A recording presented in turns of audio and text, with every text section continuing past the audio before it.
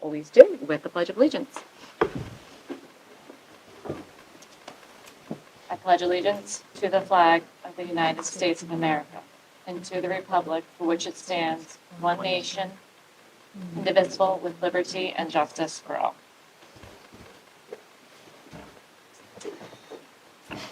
And I will just note that Jeff Boyd, board member, is excused from this meeting tonight. And with that, I will open the floor for public comment. Residents of Newmarket are invited to offer any comments up to 3 minutes on any agenda items.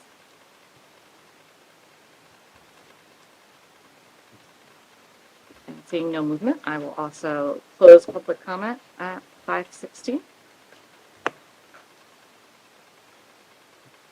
Any public correspondence? Did any members of the board receive any public correspondence? Actually, this evening, I received correspondence from someone who works in a different town.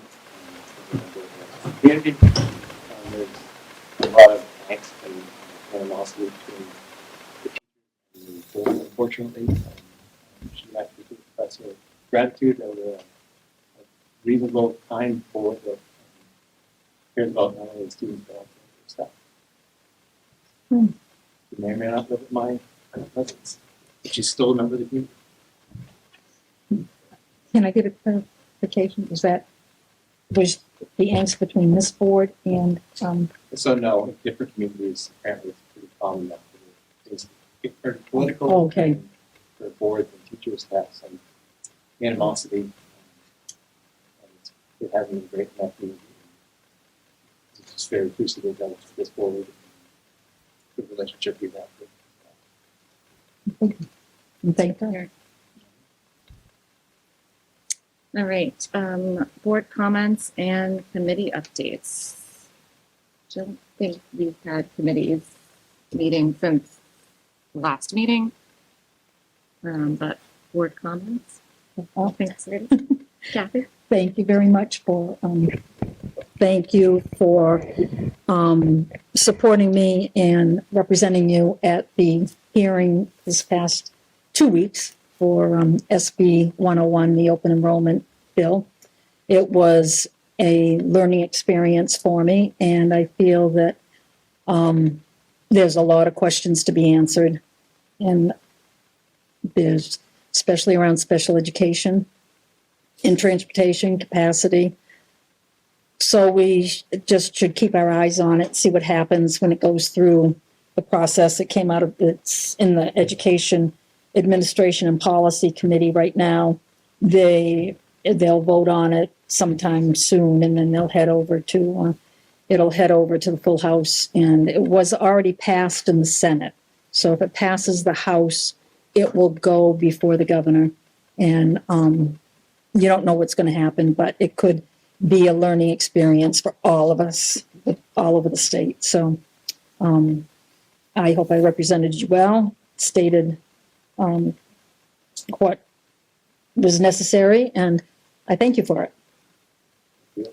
Yeah, we really do appreciate you being representing the school board and taking the time to go not just once but twice.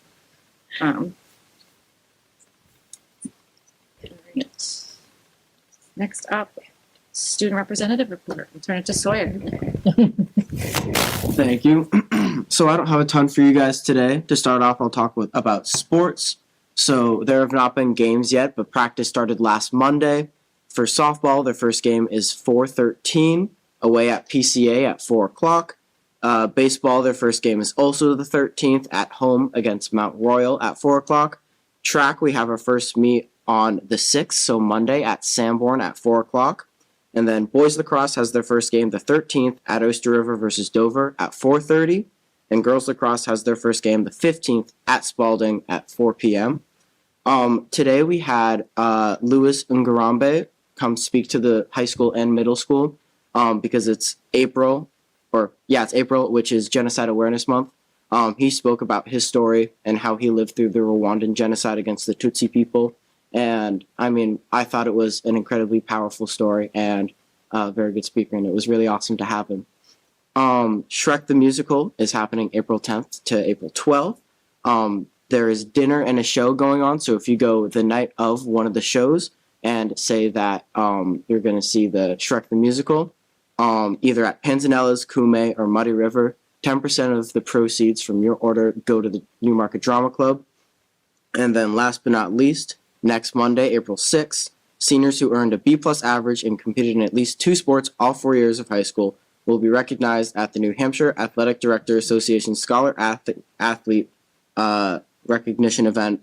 The students who will be recognized from Newmarket are Maya Beckles, Kaya Dauberstein, Caden Doucette, AJ Mulligan, Jackie Prompedit, Magnolia Redmond, Lillian Thompson, and myself, and this will happen at 9:30 in the morning.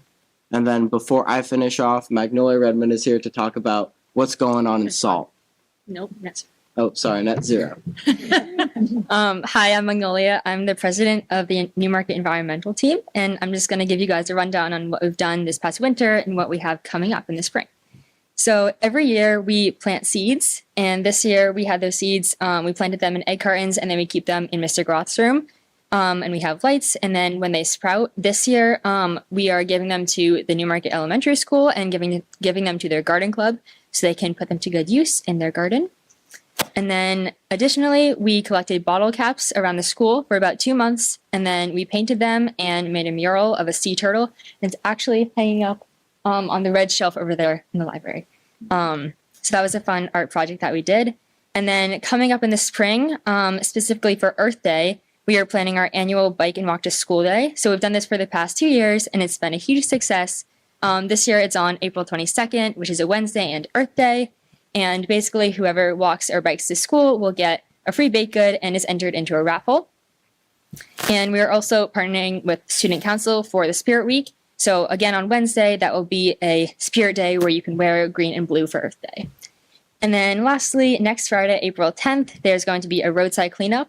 Net Zero likes to do these like 3 or 4 times a year where we all meet in the front lobby and then we disperse on streets from the school and then pick up trash for about an hour. So that's what's going on at Net Zero. Thank you. Thank you. Yeah. It's right. You're up. Actually, I will start. I want to just acknowledge the great work that Kathy did at the Senate hearing this past Wednesday.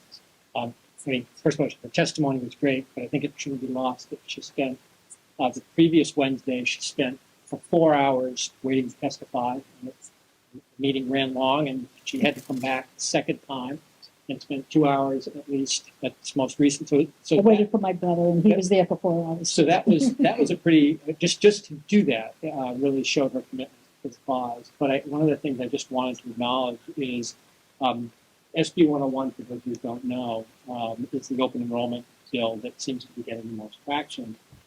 And Kathy had taken the time to create testimony around the proposed version of it.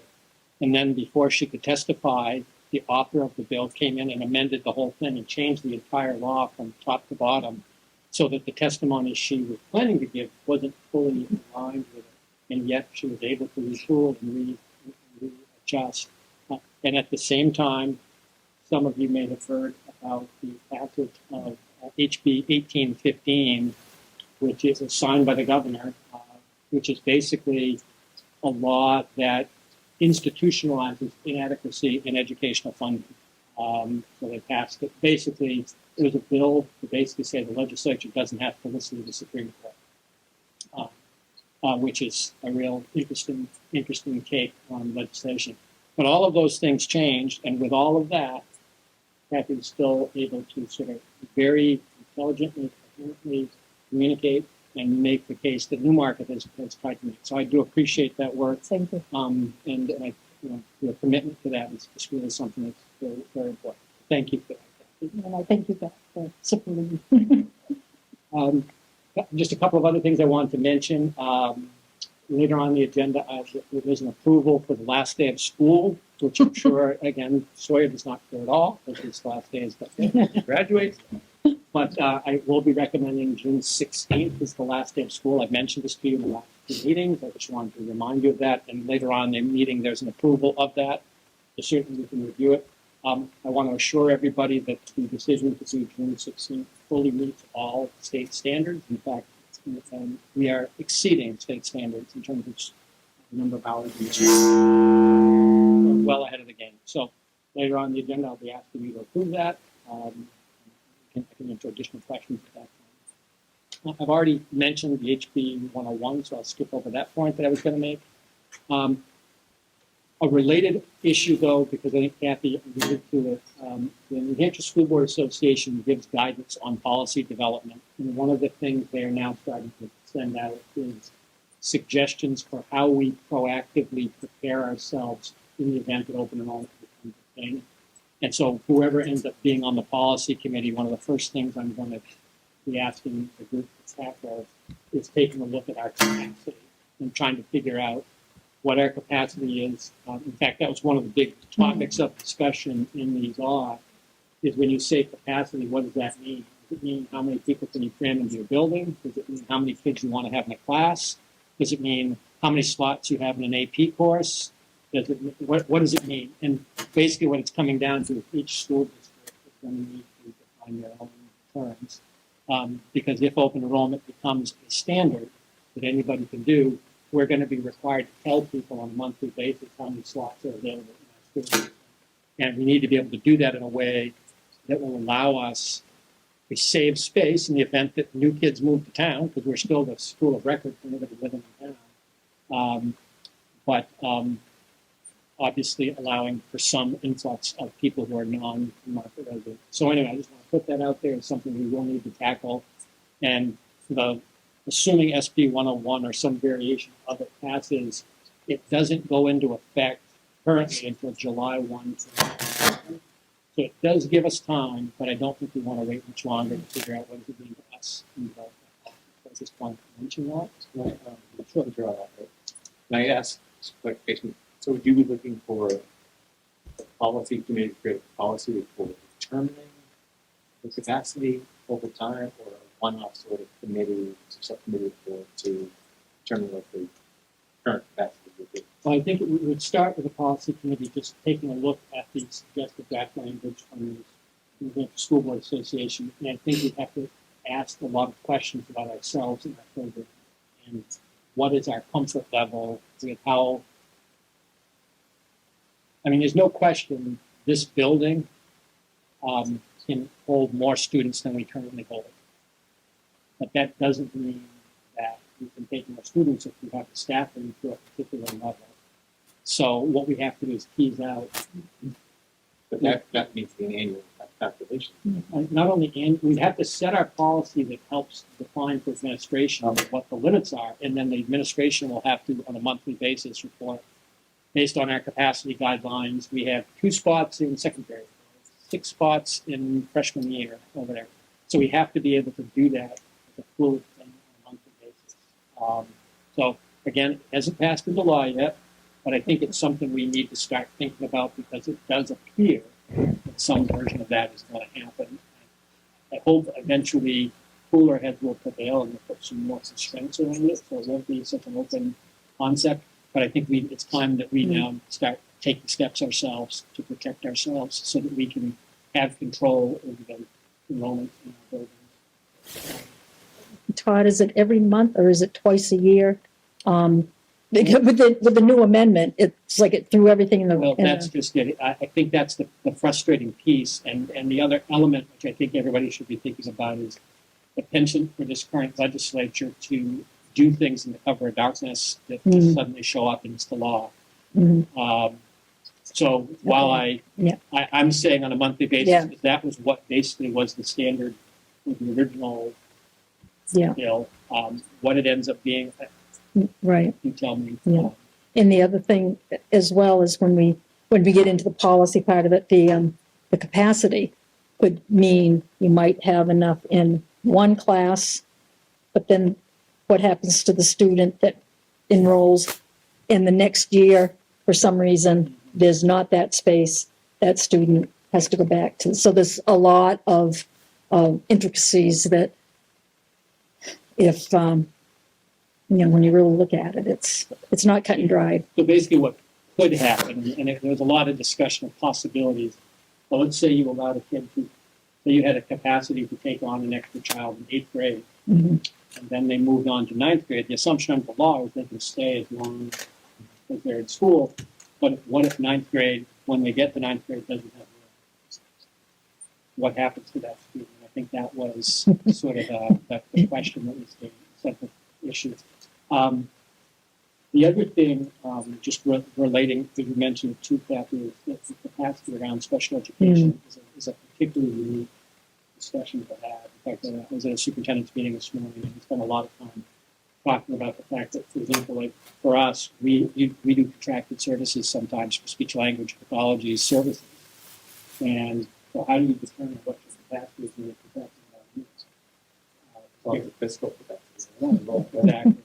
So anyway, so all of that is, so anyway, I just wanted to put that on the table, so whoever ends up being on the policy committee, expect that's going to be one of our first things, to take a look at a lot of the enrollment-related policies and see what we start thinking about. Last thing I wanted to mention, I just wanted to congratulate the NES PTA because they applied for and secured a grant for an outdoor classroom space at the Newmarket Elementary School. Obviously, there's a lot still to be determined, but it was quite an accomplishment. So I just want to thank the PTA for taking such an active role. As you know, last year they approached Sean and I about what could be done to encourage and increase outdoor learning and outdoor experience in elementary school, and so they have been actively at work.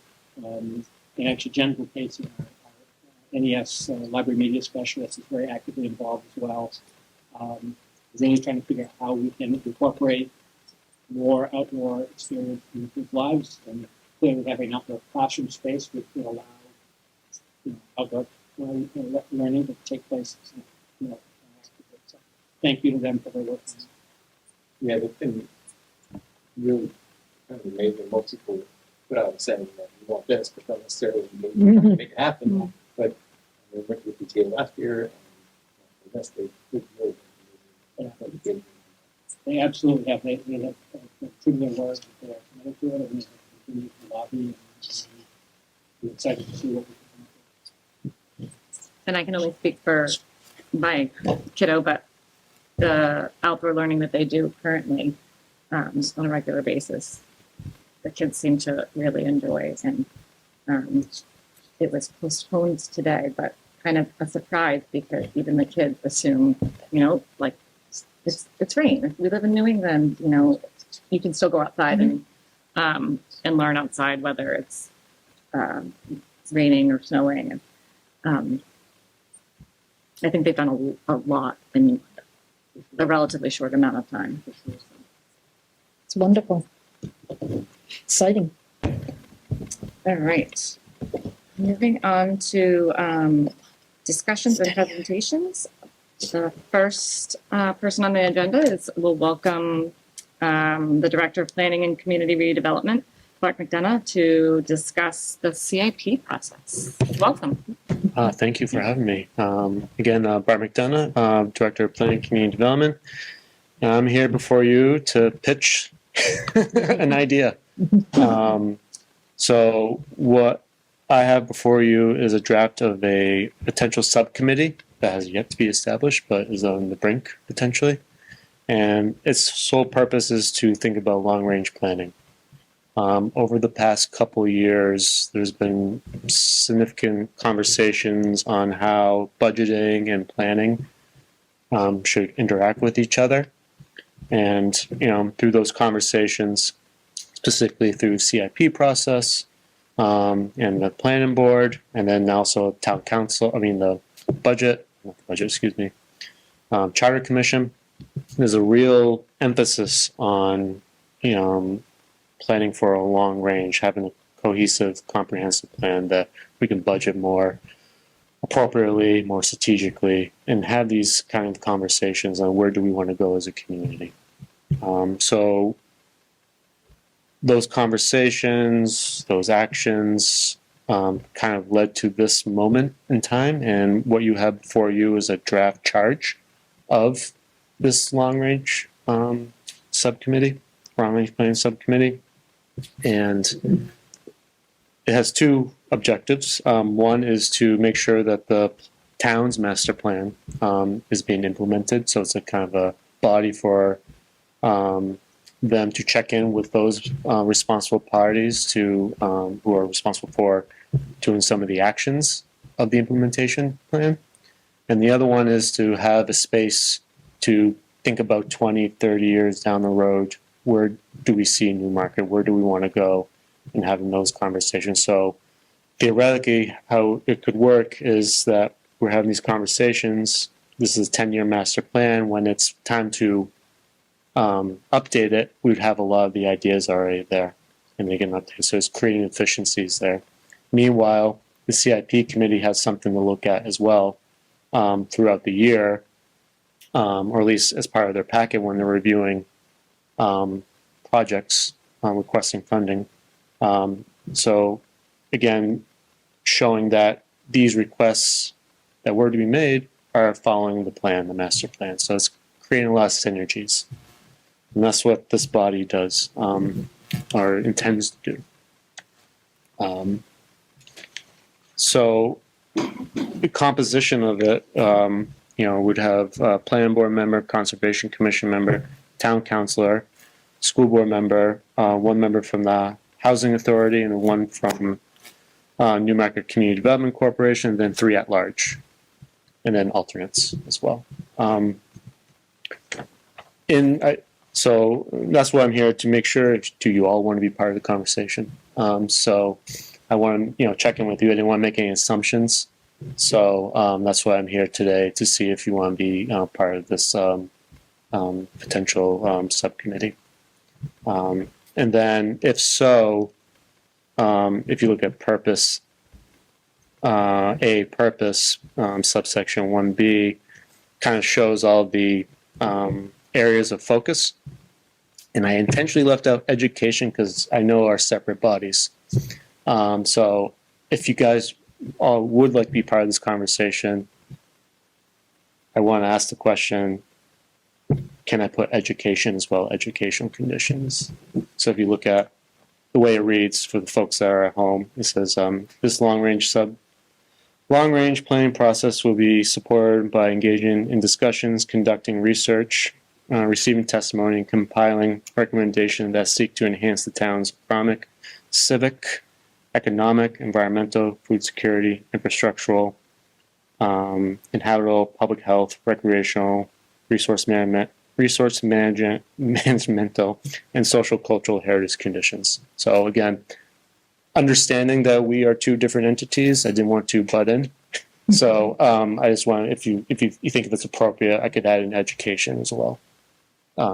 If so, great. If not, understandable. So.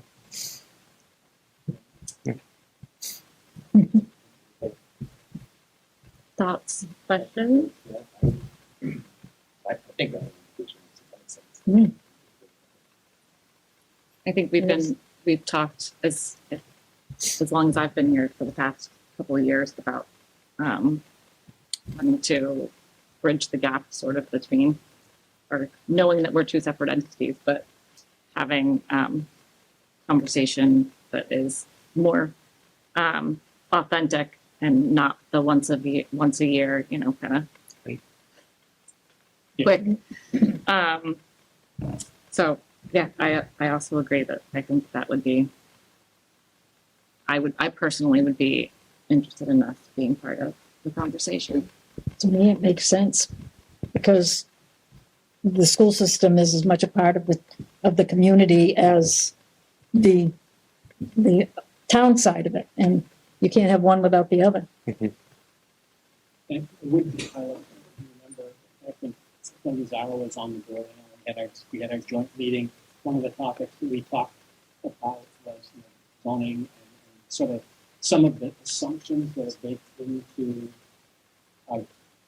how we go about encouraging development. And I think in the past, when our school buildings were too small or decrepit or whatever, the space did not exist there. So I do think there's a value in the education side of the equation being part of the community conversation. Because one of the things that you can't lose sight of that Newmarket is just an incredibly community-oriented place. A lot of things that support children, Newmarket Mhm. Track, and all of the great volunteers we have. And we can't separate the two things out. They're very much part of one community. So just throw that out there. It has been a topic that this board has batted around before as well.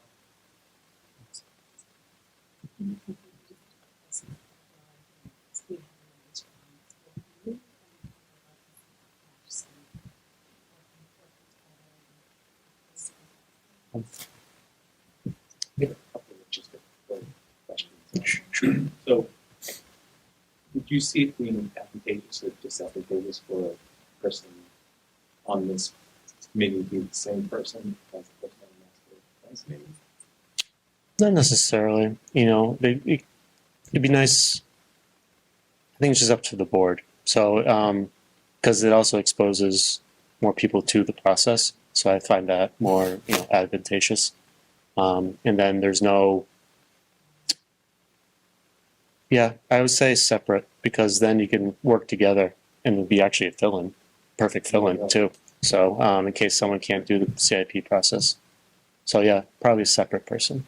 And then so you talked about the terms being 3 years for all members. Mhm. And the first year it should be, first term should be 1 year, 1, 2, 2, 3-year term. Mm-hmm. Yeah, I'm not sure how that. yeah, that one has to be workshopped a little more. Yeah, because I'm not sure how we make sure all the Mm. board committees, which is signing board committees together, and ensure that in 3 years, I guess, I'm thinking of it. It's quite a long time. I understand the idea of continuity, but Mhm. so I'm wondering if it would be that easy to keep that continuity. Yeah, and that's the assumption that it's not going to happen. It's just in case if there was to try to keep that continuity, but if there, through the vacancy section, it kind of lays out the process. All right, there's understanding that it may not happen. This is how you fill it. So, but yeah, that's something I can bring back to the plan board. Kind of get their thoughts on that, on how long these terms should be. I was just going to say, it might be worth looking at because I'm assuming that the town council member and the school board member is going to be appointed by their audit, right? Right. It might actually make sense to have those terms only be 1 year simply because we, on an annual basis, reassign committees and so forth, just as something to think about because unless a person's elected term aligns with 3 years, they couldn't fulfill it in as a board member, unless they ran for re-election, which they might, but. Yeah. Well, I guess that's what I'm That makes sense. questioning vacancy. So was your idea within the vacancy filling process that if say I was on it and I on the board, that I would still maintain 2 years on the long-term committee with it being a school board rep, it's like a park rep, or Well, yeah. So I think you would have to confirm with your board if the board would want you, school board wants you as their rep, as say you're not a, yeah. So there's flexibility there. So if the board, yeah. So I think if you're not the board, but the board would like you to be their representative, I think that's fine. This is kind of a subcommittee, so we can be pretty flexible with that. get So. on the guard. Put him on the board. Um, Thank you. You won't. Did you have was there a time frame in hopes of Yeah. So starting? Ideally, July would be our first meeting, just to refresh of the fiscal year, give us time to line up that first meeting, what that'll look like and schedule. So yeah, that's so assuming the plan board at their next meeting next week establishes this, we'll shoot for July, and as if it's postponed, then we'll creep in. I'm not sure if you mentioned this, but you're thinking before. Yes.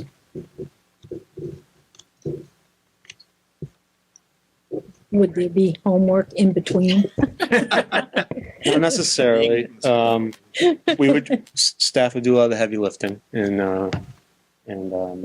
prepping and whatnot and getting folks. So the way I envision it is, because we're also about to adopt the new master plan, so this is a nice area to have this come into existence with a new master plan. And the way I look at it is we'd have presentations for like maybe the first half of the meeting, and then the second half we'd facilitate a discussion, a topic that we would all discuss, and then go on from there. So I can't guarantee no homework, but the first class no homework. Thank you. Need like probably a definitive vote from the board. No, so you don't have to because this doesn't exist yet. But okay. So, the so next maybe at meeting your is where they're gonna- yeah. So I'll keep in touch with Todd to say, hey, we got something new, and then whatever meeting, either May or June, we can vote for someone. Great. Okay. Yeah. All right. I appreciate you. Thank you. Thank you. Can I bring something up that just a little, I don't want to forget it, but the other day we were watching the new, I believe it's a new drop on Newmarket's history. It's their 300th, right? It's their 300th this year. And it was a great video. It's on Channel 8. And so I would recommend everybody to watch it. And that could be part of the long range planning too. What's happened before and what will come. Just for clarity, the 300 is actually 2027. And- They're okay. releasing all the publications and the videos. Yes. And it was an excellent video. I learned a lot. So people can watch that and then they can watch your testimony. Oh, geez. No. Yeah. It's funny. All right. Next, we have our business administrator, Frank Lee. Evening. So I'll be talking about a few different things. I'll start with the trust fund transfers, and there's a memo in the agenda on this topic. So we'll be advertising a public hearing to coincide with the next school board meeting on April 16th.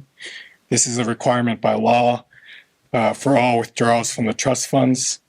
After receiving any public comments, you'll be asked to vote on the proposed transfers. So we're proposing 3 transfers. The first one is $134,300 from the Insurance and Benefits Trust Fund before the end of this school year. And this will be used to help offset the school care mid-year assessment.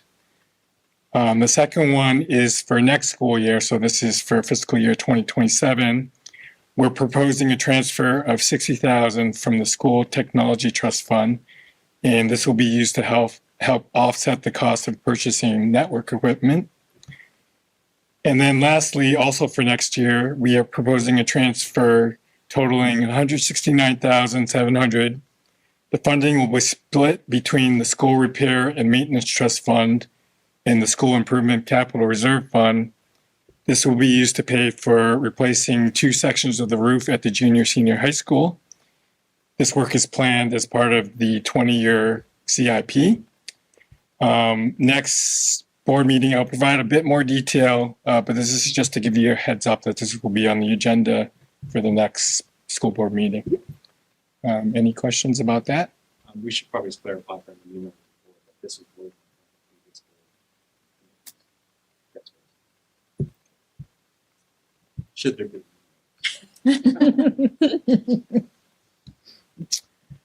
Okay, moving on then. If there's no questions to the single audit.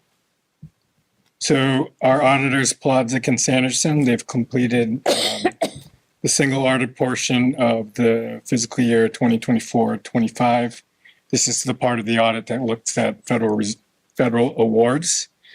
Just a reminder why this is coming a bit late in the school year. There was a holdup because of guidance from the DOE. The auditors were waiting for that, which pushed back the timeline. During 24-25, we received $220,000 from the U.S. Department of Agriculture for the school lunch program, as well as $786,000 from the Department of Education. The threshold triggering a single audit was $750,000 for that year. So we were just over that limit. but that threshold increases to $1 million for fiscal year 2026. So that means it's pretty unlikely that we'll have to be audited again for the single audit next year at least. So even though we had 12 different federal grants in 24-25, they only elected to look at one of them, which was the ESSER 3 program. This program was intended to assist schools to safely reopen and address learning loss caused by COVID-19. So the good news is the audit results confirmed that our financial statements and expenditures were fairly stated in all material respects, and we qualified as a low-risk auditee. However, there was one material weakness identified related to lack of time and effort documentation. This finding was for stipends charged to the ESSER grant for the summer activities completed in 2024. This was not a repeat finding. So while we do have established procedures for payroll costs that are charged to federal grants, these internal controls were not applied to the stipends paid in this instance. Specifically, we did not have signing sheets needed as proof that the employees worked at the days that they claimed. We did have contracts detailing rates and terms for the work, but the contracts alone did not meet the federal documentation requirements. So based on this finding, the auditors noted that we did not fully demonstrate that the stipend costs were allowable. So as a result, 30,800 in ESSER claims were identified as questioned costs. While no repayment has been determined at this time, unsupported costs may be subject to further review by the DOE. To address this finding, we've adopted and are currently in the process of implementing a corrective action plan for all stipends that are charged to federal programs. So we will require employees to complete either a personal activity report, a timesheet, or a signing sheet for each applicable pay period, clearly documenting the dates, the hours worked, the funding source, and the activities performed that are charged to federal programs. We'll require the employees to sign this documentation to certify that the report accurately reflects the time and effort for the pay period. Supervisors will be required to review and approve this documentation by signature. This will confirm the reported hours and dates align with the work performed and the activities are allowable and consistent with the program objectives and the requirements. The payroll team will review and verify that the time and effort documented is properly allocated and accurately supports the stipend amounts that are paid. And then lastly, management will ensure that all supporting documents are retained in accordance with federal record retention requirements and are made readily available in case of audit. So by implementing this plan, we believe will be in full compliance with federal requirements. There were no other instances noted in the report for non-compliance, and we'll keep you updated with any follow-up communication from either the auditors or the Department of Education. Any questions about this? No, just thank you for bringing it to our attention. I presume that this mediation would be for any event regardless of how long or when they occur in the future, just Yeah. as long as it's federally Right, exactly. funded. So, great. If I could, just to clarify a little bit, I mean, summer work with our professional staff happens every year. And the teachers are paid a per diem rate for summer professional work. And with those, there's a contract that goes out that everybody agrees to. The work that they are done is facilitated by either administrators or various team leaders. And then the work that they do, they produce something that we measured that they accomplished the task that they were asked to do. Where this broke down was it literally is we're talking about a time card is really that the issue that we did not, but it wasn't that there wasn't documentation that the work was being tracked and done. It was that there was a very specific kind of time card that they needed to have. And so I think Brian and his team have actively looked at, and they have clearly corrected it moving forward. So I just want to make sure that everybody understands. Thank you Thank to you. you and your team for Right.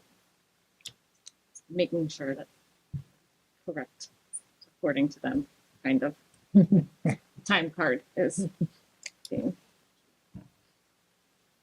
Any other questions? And the last thing I'll talk about is just to give you an update on the bus contract. So we do have the fully executed contract with First Student. This is a renewal for 5 years, starting in July 2026 until 2031. There's a memo in the agenda. This was from last October with a little bit more detail, but basically there's a 12% increase from our current rate in year one, and that drops to 6.5% annual increase in years 2 to 5. This is largely driven by First Students CBA with its own employees. Other than the cost, the terms of the contract are largely the same as they currently are. One thing I'll just note, given current events, is that there's no fuel surcharge clause in that contract. In other words, we won't be expected to pay a surcharge. Right. Oh, okay, thank you. I'd be shocked. Things have been so stable I think lately. it's Why gonna would be we free. stop? That's what I thought. So I asked this last time this contract was renewed, so I probably should ask it again.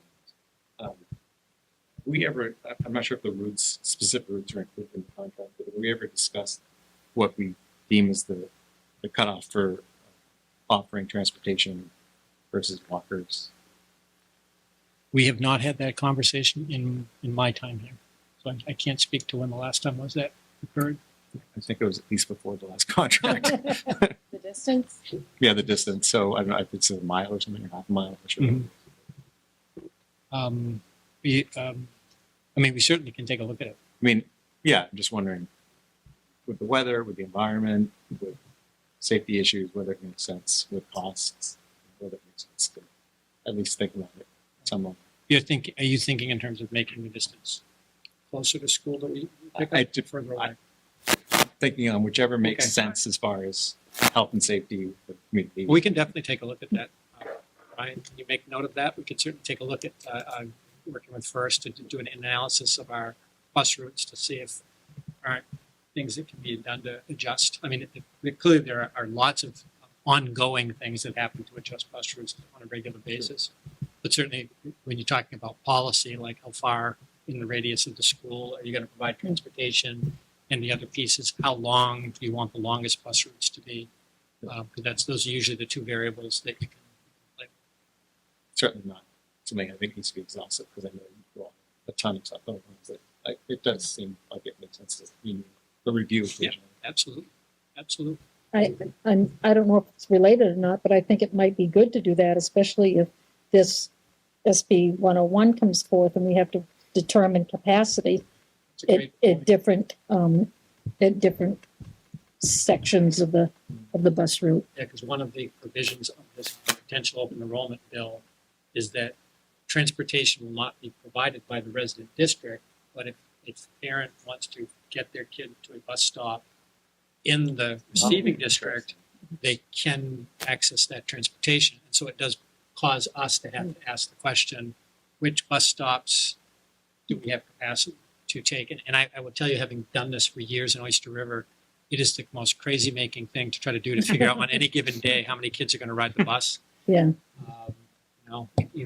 There might be 60 kids on the route, but only 20 ride on the bus on a given day. So it looks Yeah. like there's capacity, but then everybody shows up the next day, and it's really challenging.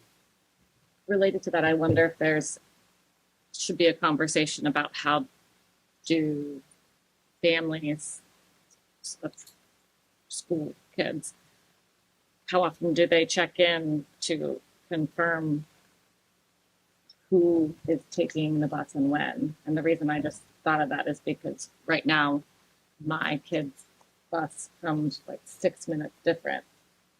And our bus driver is wonderful, and she said it's related to kids staying after school for sports, whereas winter sports are different. So I'm wondering, is there a way to make it not just more efficient and make sure that we know who's going where and when, but then not always be wondering on any Is it end, coming the at school or the 4:15 or bus is it coming driver, at? yeah, Yeah, I could see how it would be a real more reliable. for Yeah. a parent. It would be very challenging to have the bus show up 15 minutes before you expect it if you're on your way to work. yeah.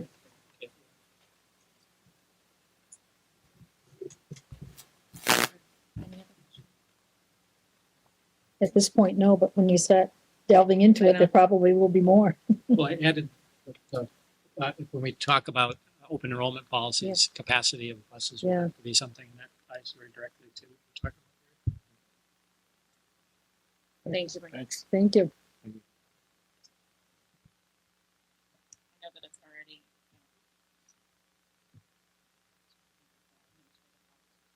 so much influx of notes that kids are or not taking the bus, depending on weather and all these other activities. And this is gonna kind of exacerbate that. And Newmarket doesn't currently have a program where parents can log in and update. Would that help the administrative staff if there was some form of a? I think it depends on how accurate it is, Yeah. because it is based on GPS tracking, Uh-huh. which may or may not give you an Right. accurate assessment, depending on where they are. Yeah, I was actually referring to like the program that parents at the school I work at, where parents can log in and say, this is a change in, Oh, and just I think also lets the staff know, is the bus full this afternoon? Right. Are Versus emailing or calling. calling and Yeah. emailing every day. Yeah, there's different programs that parents that have access to say, I'm picking my child up today, or they can take the bus. Do you know what the home. name of that program is? It's going to come to me in a minute. well, And Yeah. Please don't. Then it'll be a lot longer. Yeah. This year. you can just shoot me an Yeah. email when it's again. Yeah. Right. That's that. Mr. Riley. Good evening. Exciting. I am here to recommend that we grant the contract for our feasibility study for the possible athletic field and track expansion across the street. that is exciting. We had two bidders. The bids were very similar. We did include the town's engineer, Lindsay Butler, in the decision process because we wanted to get her input on this too. And we all agreed that the real major difference between the two was the price. That other than that, they had slightly different methods of getting to the same place. So we'd like to recommend that we grant that to Verdantis. Another nice thing is they are right here in Newmarket. So the hope is that they have more buy-in, more interest, and you know, people can wag their fingers on them if things ever go wrong for the next 100 years in this town, you know. So, no, they seem great. Both companies seemed very good, very professional, very good proposals for RFP. So, yeah, that's my recommendation. And that amount would come from impact fees. Yes, no, yes, we are proposing this to be coming on impact fees. Impact fees can be used for anything that involves expansion of capacity and certainly expanding athletic space. It's an expansion, and so the 21,600, is that what it is? Yes. The 21,600 would come out of impact fees, and currently we have a little over 207,000 Oh, good. impact fees to access. It's less than. Mm. Well, one of the concerns, the other company, it would be a lot of their offices were out of the state and travel just to come out for the meetings, to come out and look at the site, that their travel costs would be significantly higher. We think that's part of what accounts for the price difference. It would probably be even higher now.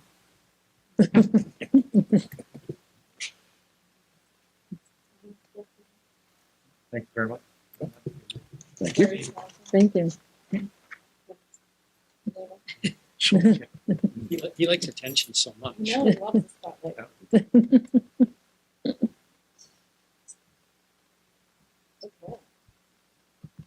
Is, we're at, non-CBA national agreement.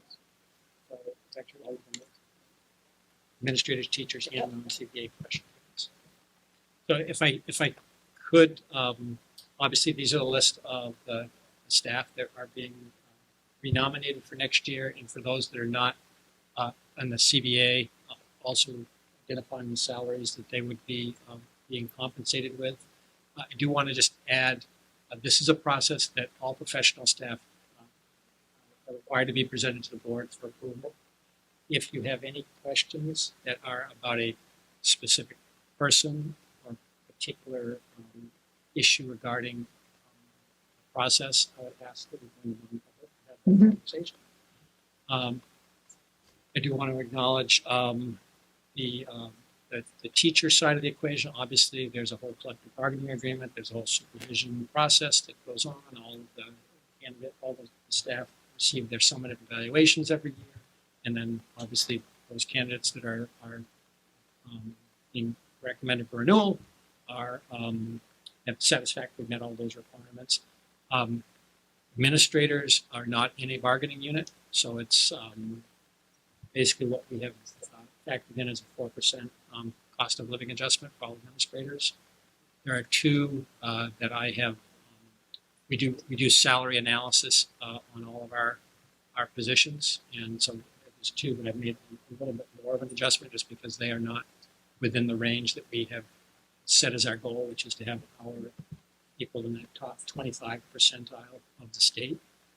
The non-CBA people are the non-CBA professional agreements are all very individual in nature, and they're based upon fairly diverse roles, but the salaries they're given are very comparable to what we pay our teachers. Any questions?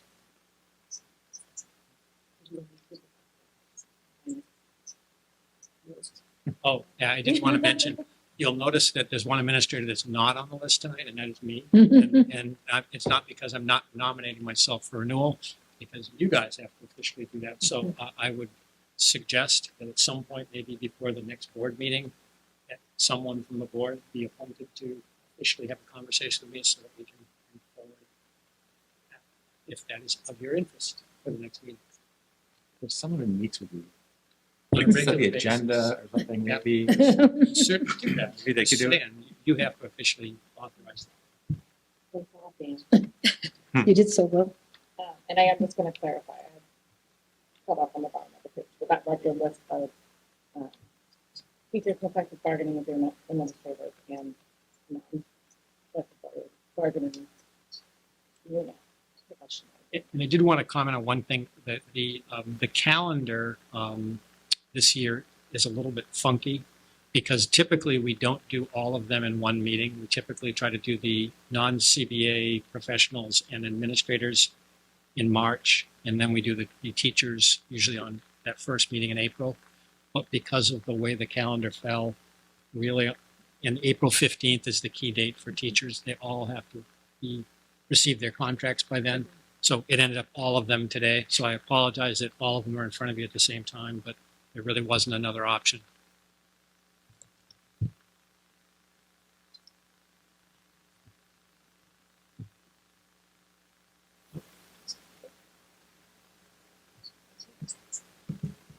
Committee assignment.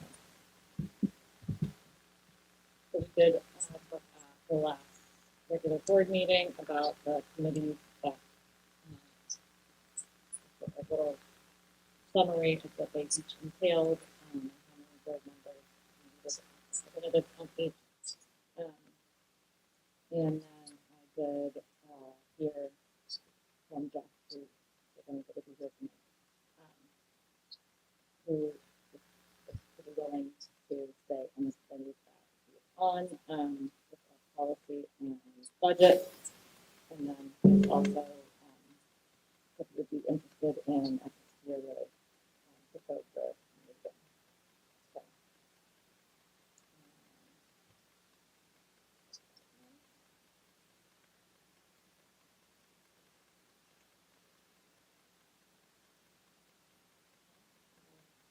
Put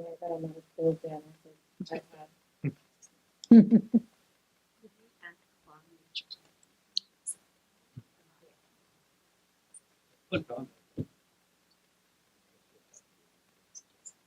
That's what policies. Make a note of this, should it come to fruition.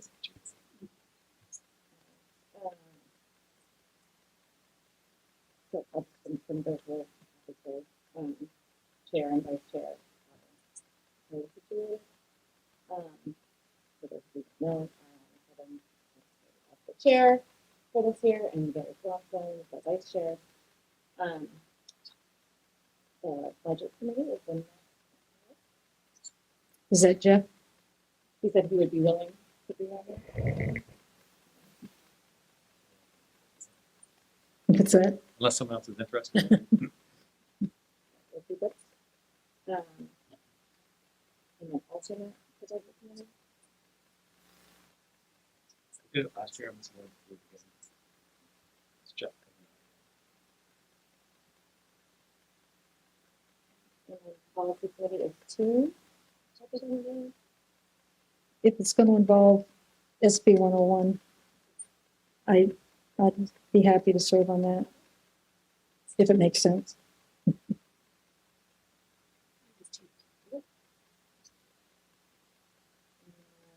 School board representative to FF2.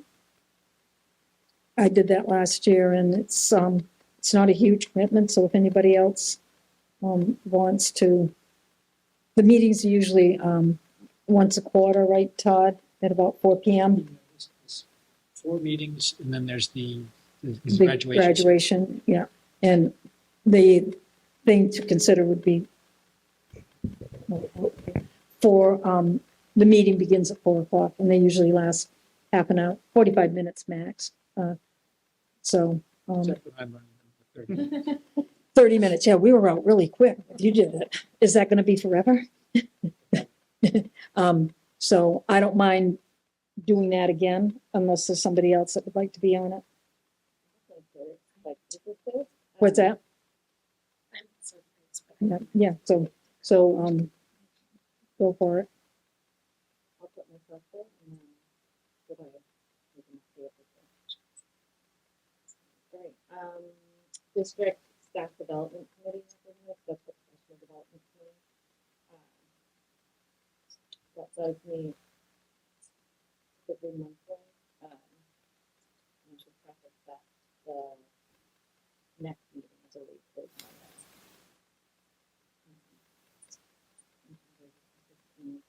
I was on that committee this past week. So is it monthly?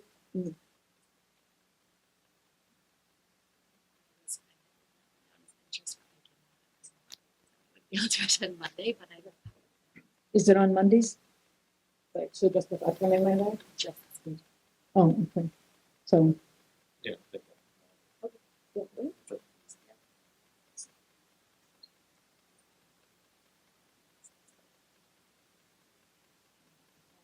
Gary is the board association representative.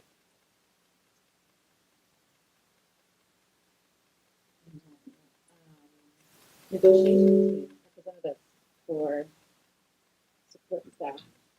We shouldn't have any major issues to negotiate, but you never know. Things can come up. We could just But I was going to say, I think we are going to have to at least discuss the health insurance company. So I think it makes sense to have people who are newer, so that they start building these relationships. I would include you in newer, sorry. Yeah, but I also know that those are quite a bit, so. I don't mind being on the support staff again, but if you think a new person would be good on it, I then. think you're new too, so. Oh. I guess I'm saying not me, because I'm not going to be here next year. So you- So it probably makes sense to have someone, So really, who's not me. not who- Someone who's somebody not who's Gary. Yeah. Because I think it might help to carry over, the continuity might be Yeah, of good. course, absolutely. So you can put me down for that. Bless you. Needed support. I just vote. You could do one every other. Yeah, and I think Jeff generally is interested in those, so I may actually do two. And that's what I'm doing too. I would be okay with support staff, but given my role, I would support. So, it says that. Okay. I do. So I'm down for support.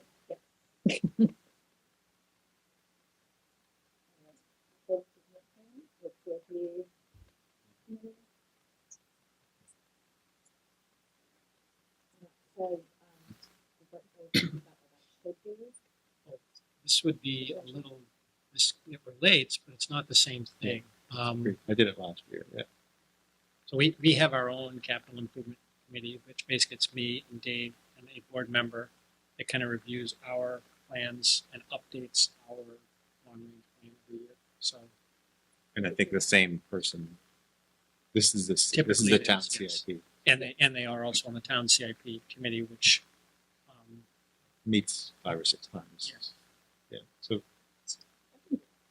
you sure? Don't over.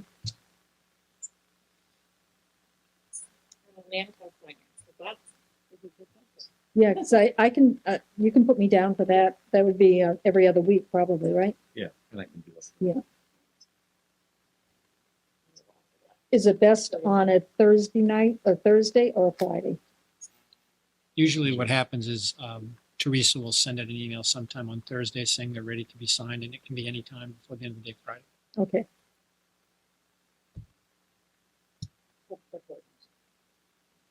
Yes.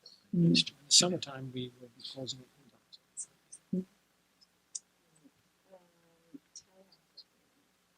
I wanted Jeff would be interested in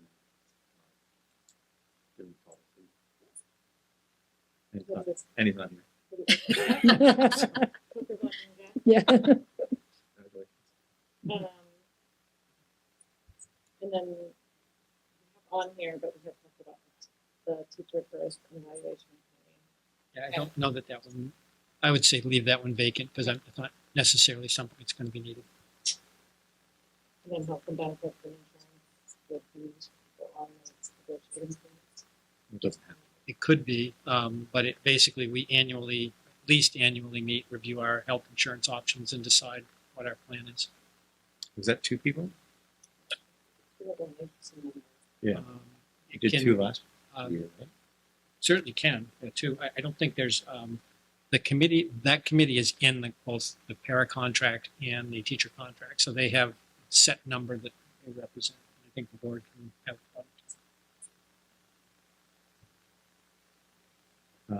I did that last year. I'm going to do it again unless someone else Would that go along with the support staff negotiations, because that's all part of it?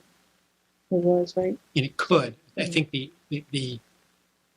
issue with the health benefits thing is that what we're going to need to, if we're going to take a look at it, it's going to take a while. Mm-hmm. And if we find something that's better, that's going to require a change, then Then- it might lead to yeah. negotiation.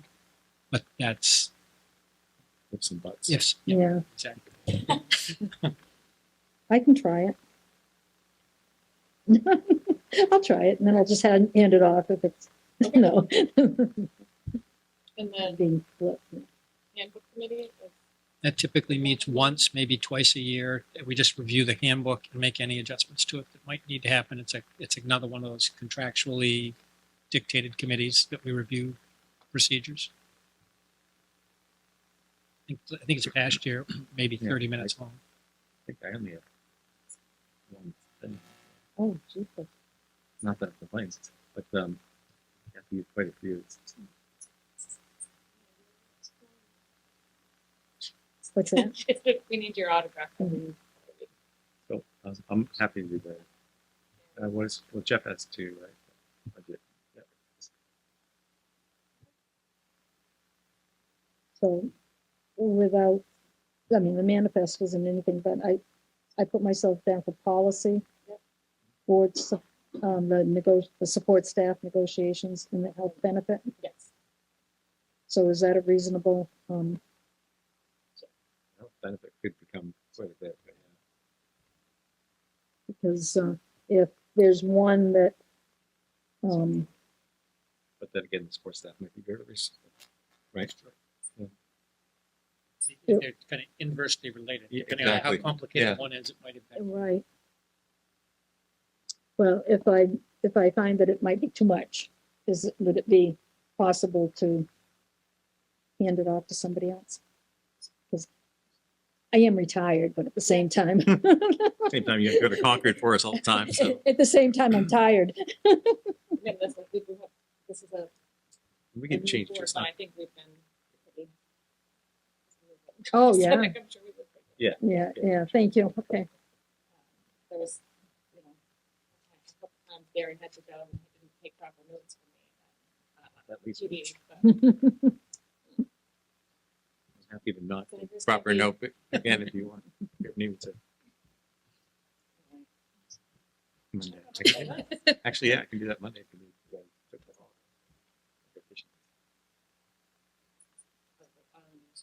Tomorrow, Monday. What time's it on Monday? 3:30. Would you be able to get to those during regular school day?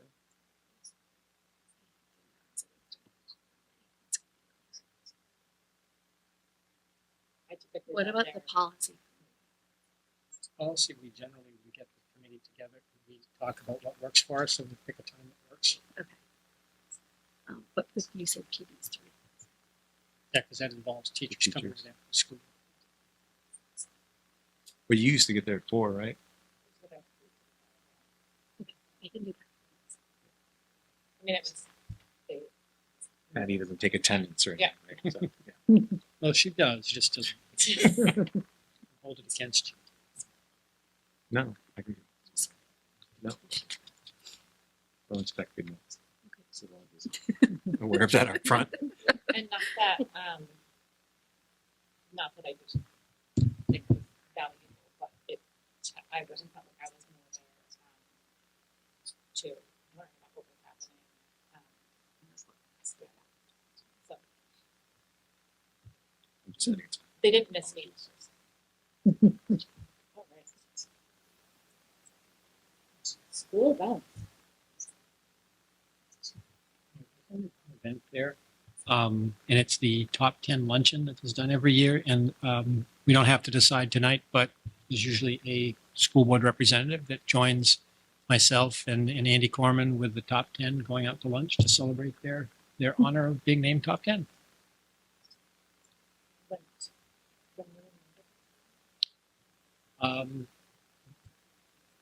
Well, we internally will know in the next few weeks because it's based on at the end of third quarter. It will get announced sometime in a week or so prior to. As much as one of the top 10 did last year. And then I just got that. I'm just going to reiterate some of the things that Magnolia mentioned in terms of school events. The April 22nd, like the school, walk the school. In fact, we went through those doing the trash pickups, which is the first week. I cannot fix the date. I think that's the bike to work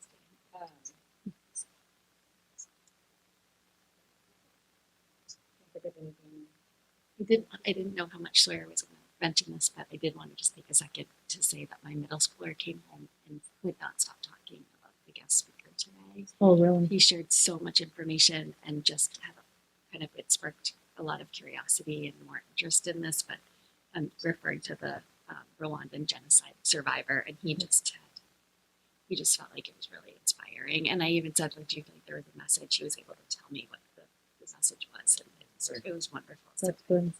I don't know who organized that, but what a great opportunity. That's Becky Cole, our library media specialist. And that awareness is so important now more than ever. Yes. So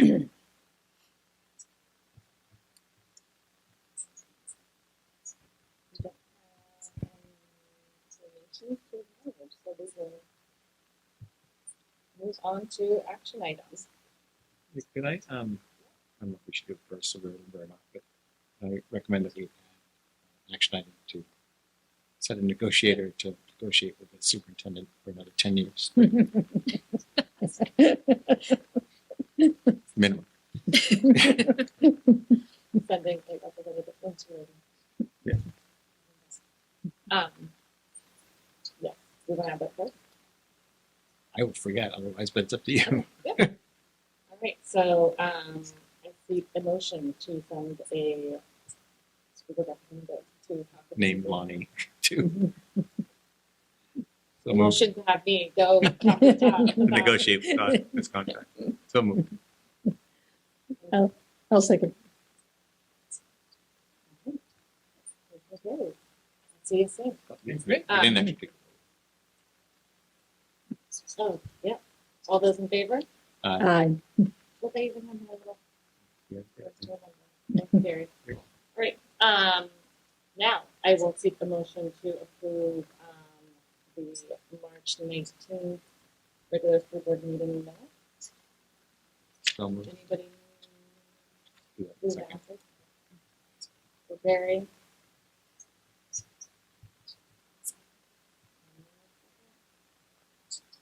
Did anybody notice?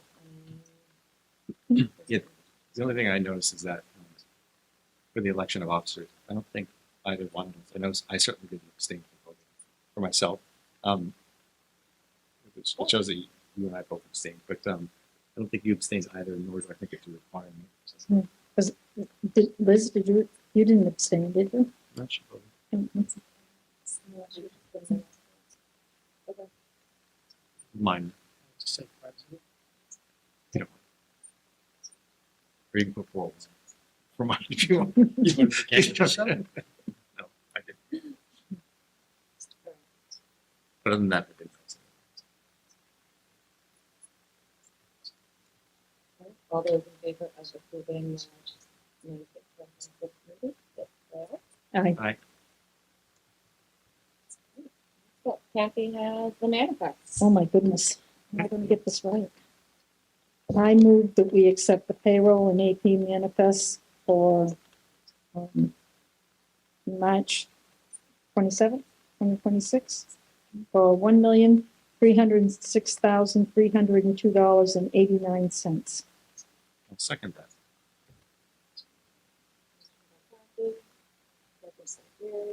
All those in favor? Aye. Next up,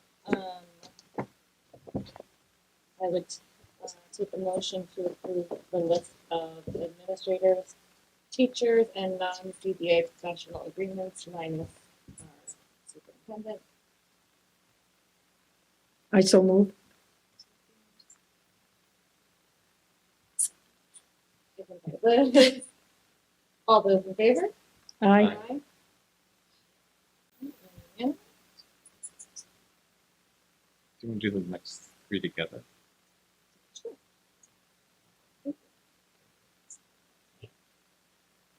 I move we accept the approved teacher resignations.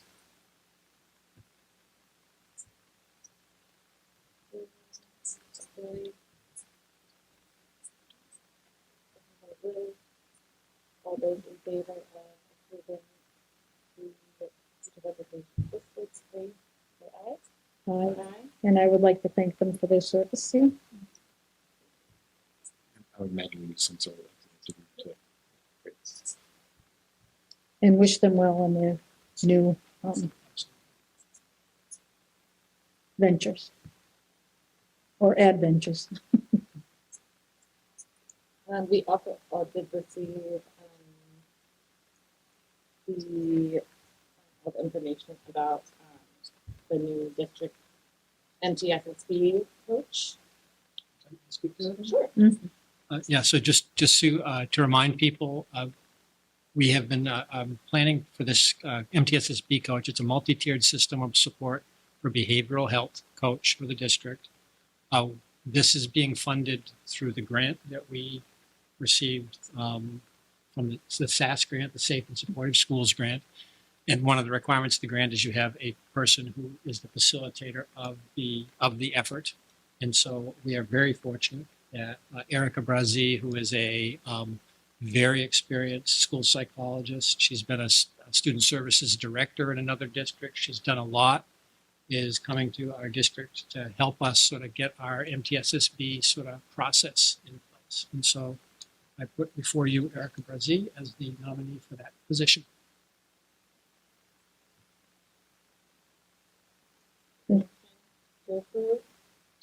I so move.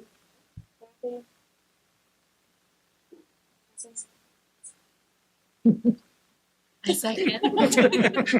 You guys do need to. I can wait a long time. Seconded by Liz. All those in favor of approving the new district MTSS-B coach, Erica Brazzi, say aye. Aye.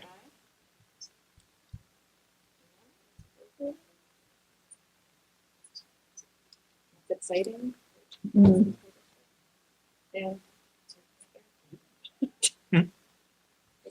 we do have a request for one leave of absence to approve. This has been reviewed at the building level and it is manageable. And obviously we will post and hire for an additional position to fill that spot for a one-year position. Motion to approve.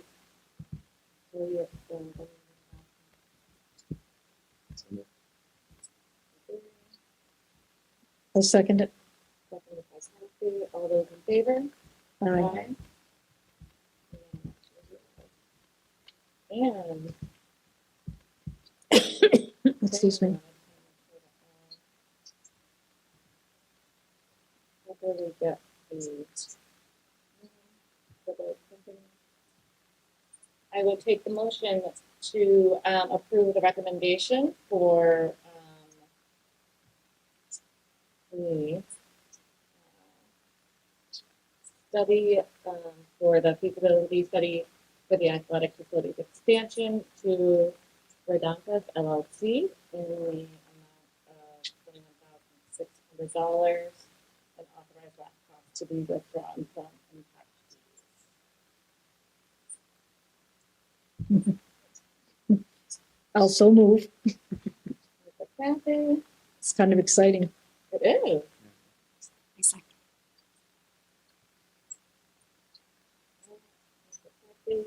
Second by Liz. All those in favor? Aye.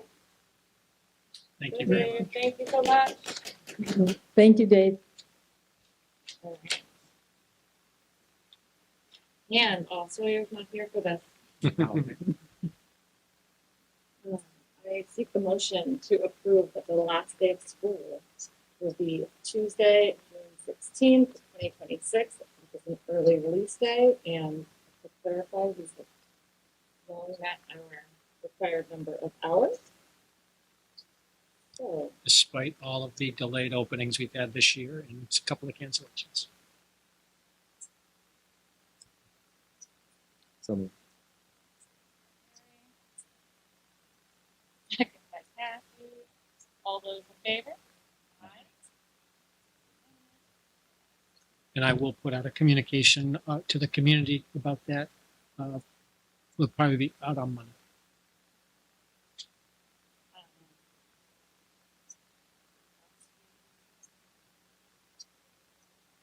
From my perspective, Just remind that there will be the public hearing at the beginning of the next school board meeting. and actually a reminder about the school board retreat on Saturday, the 11th. Yeah. Notice it's not listed here, but remember Saturday, April 11th, right in here, we'll be doing our annual school board retreat. And that is a public meeting, by the way, so the members of the public are. Correct. 7:30. Kathy, is that- okay. And then there will be the public hearing at the beginning of the school board meeting.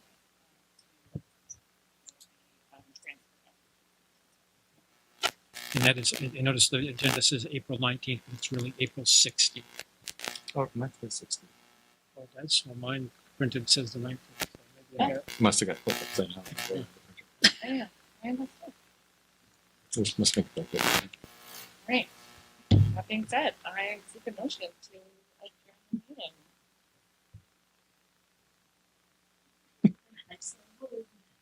Kathy? Second. Second by Liz. And with that, we are adjourned at 6:35.